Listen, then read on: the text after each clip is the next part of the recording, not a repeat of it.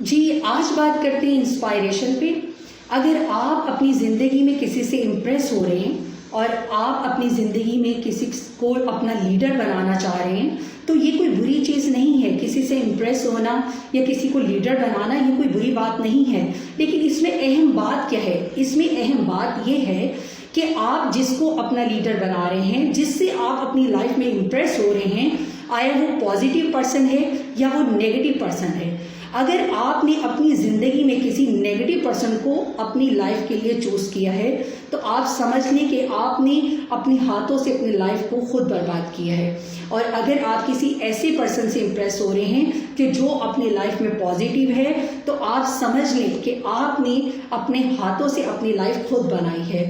تو انسپائریشن سے پہلے، کسی کو لیڈر بنانے سے پہلے دو چیزیں بہت امپورٹنٹ ہیں۔ ایک تو یہ کہ آپ اس کا لائف میں کردار دیکھیں کہ وہ کیسا ادا کر رہا ہے۔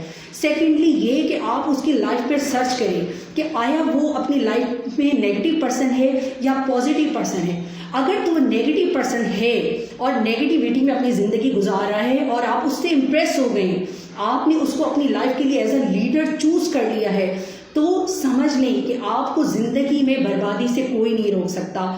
آپ کو زندگی میں سوائے تماشا بننے کے کوئی آپ کو روک نہیں سکتا ناکامی سے۔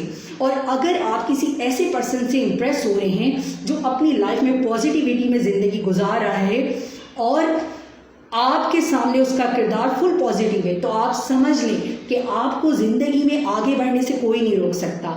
آپ کی ترقی میں کوئی جو ہے وہ رکاوٹ نہیں ڈال سکتا۔ تو انسپائریشن کے لیے سب سے جو امپورٹنٹ چیز ہے وہ یہ ہے کہ آپ اس کی لائف پر سرچ کریں آیا وہ پرسن پازیٹیو ہے یا نیگیٹو ہے۔ تو انسپائریشن کوئی بری چیز نہیں ہے، لیڈر بنانا کوئی بری چیز نہیں ہے، مگر اس میں اہم چیز یہی ہے کہ آپ سلیکشن کرتے وقت یہ خیال رکھیں کہ اپنی انسپائریشن کے لیے پازیٹیو پرسن کو سلیکٹ کریں۔